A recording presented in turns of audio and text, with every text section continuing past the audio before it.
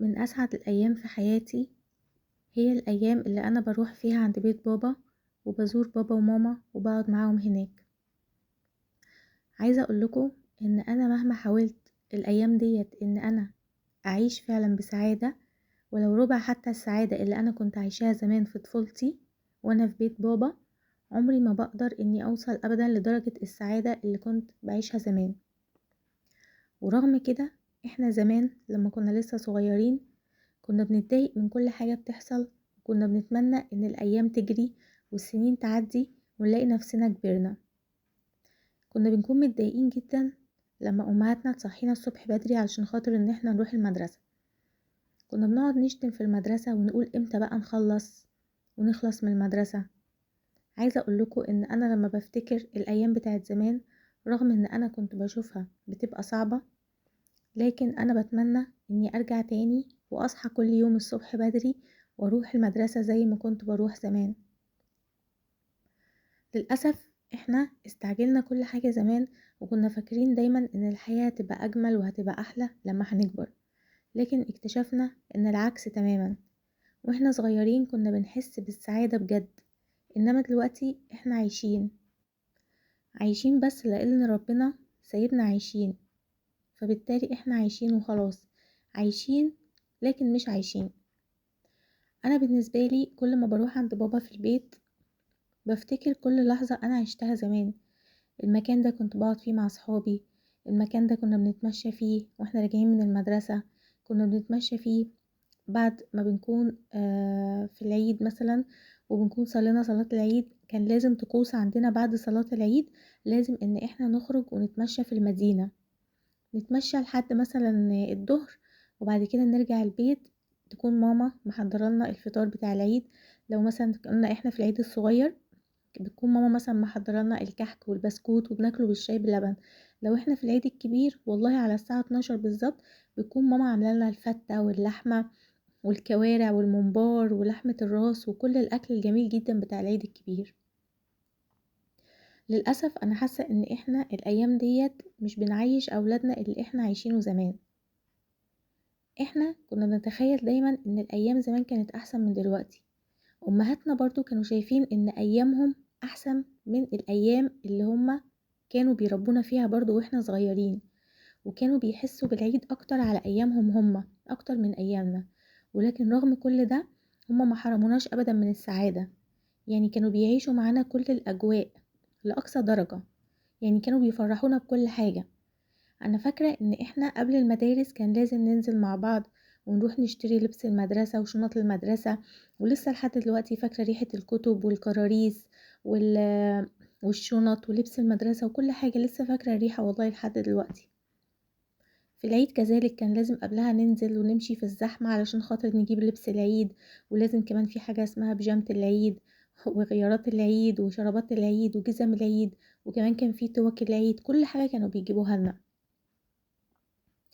حتى في شم النسيم كانت ماما برضو كانت لازم تقضي معانا شم النسيم بشكل جميل جدا، يعني كانت تجيب لنا البيض وكنا بنلونه، وكانت تعمل الترمس والحمص، وكانت كمان تعمل الحلبة وكل الكلام ده كله. كنا لازم نخرج نروح النادي او نروح اي مكان وناكل هناك من الاكل اللي ماما عاملاه، ويكون طبعا في النادي عاملين حفلة عشان شم النسيم. كل حاجة يا جماعة. عايزة اقول لكم حتى الاعياد بتاعتنا اللي هي خاصة بينا احنا هنا في مصر، زي مثلا عيد تحرير سينا او الاعياد ديت كنا بنخرج فيها برضو. فاحنا فين من ده كله؟ يعني انتوا شايفين ان احنا الجيل بتاعنا ده بنعيش اولادنا دلوقتي زي ما امهاتنا كانت بتعيشنا زمان؟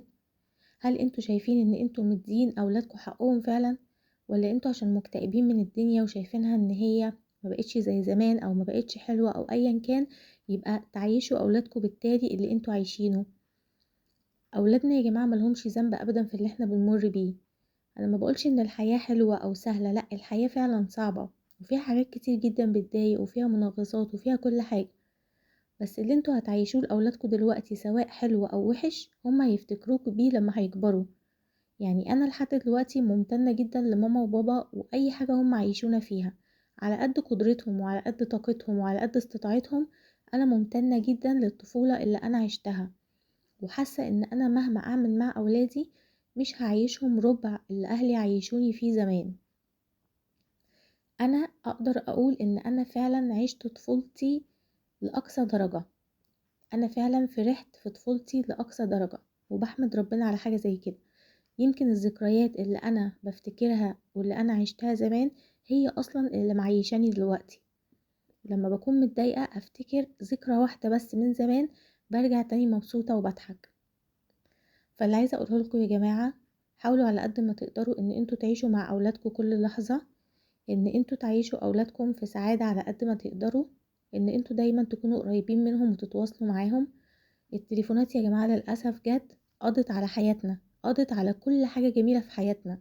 الأم وهي والأب طول اليوم ماسكين التليفون وحاطين وشهم في التليفون وسايبين أولادهم خالص. ده لو ما كانش أولادهم أصلا كل واحد كمان معاه تليفون وحاطط وشه فيه. حاولوا يا جماعة ان انتوا تاخدوا التليفونات من أولادكم. حاولوا كمان ان انتوا تهتموا بأولادكم وتبصوا في وشهم وانتوا بتكلموهم. اهتموا باحتياجاتهم. اتكلموا معاهم، شوفوا ايه اللي بيضايقهم في حياتهم، شوفوا هما بيحبوا ايه. حاولوا تفرحوهم. حاولوا ان انتوا في العيد تفرحوا بيه على قد ما تقدروا. حاولوا ان انتوا في رمضان تفرحوهم. تنزلوا مع بعض تجيبوا المشتريات بتاعت رمضان، البلح، اللي هي الحاجات بتاعت الخشاف وقمر الدين والمكسرات. طبعا على قد قدرتكم واستطاعتكم. هاتوا لهم كمان الفوانيس، زينوا البيت. شوفوا انتوا زمان كنتوا عايشين ازاي وكنتوا فرحانين ازاي، وفكروا في اولادكم، وفكروا ازاي هتقدروا تعيشوهم زي ما انتوا كنتوا عايشين زمان. اعملوا مع اولادكم ذكريات حلوة يفتكروكوا بيها لما تكبروا. الاولاد يا جماعة في الزمن ده مظلومين جدا بجد. مفيش اي حاجة اصلا بتفرحهم. الحياة عمالة تجري بينا بسرعة، واحنا عمالين نجري بيهم، من المذاكرة للامتحانات للتقييمات اللي مش عارف التمرينات اللي مش عارف ايه. الولاد عمالة تجري يا عيني معانا، ومش لاحقين ان هما يتبسطوا في حياتهم، مش لاحقين ان هما يعيشوا طفولتهم. ما تستعجلوش يا جماعة ان الولاد تكبر، كده كده هيكبروا. خليهم يعيشوا طفولتهم يعني بالشكل الامثل. خليهم يفرحوا في حياتهم زي ما احنا فرحنا. ما تظلموش اولادكم، مش عشان انتوا متضايقين الفترة ديت من حاجات كتير صعبة تخلوا ده يأثر على اولادكم. زي ما بقول لكم يا جماعة، ولادنا مظلومين، ولادنا معاشوش اللي احنا عشناه معاه، اللي احنا عشناه واحنا صغيرين ابدا، ولا ربع حتى. وفروا لاولادكم بيئة مناسبة تخليهم ان هم يكبروا بسعادة. ما بقولش ان التعليم مش مهم، ولا التمرينات مهمة، ولا الكلام ده كله، كل ده طبعا مهم. بس خلوا اولادكم يكونوا سعداء. السعادة في الزمن اللي احنا فيه ده هي فعلا لازم تكون المطلب الاساسي. ان انتي تربي ابنك يكون سعيد، يكون ممتن، يكون عايش بسعادة. مش عايش عشان الحاجات اللي انتي عايزاها منه او المطالب اللي انتي بتطلبيها منه. لا، خليه يحاول يعيش الحياة بشتى صورها وبكل اشكالها.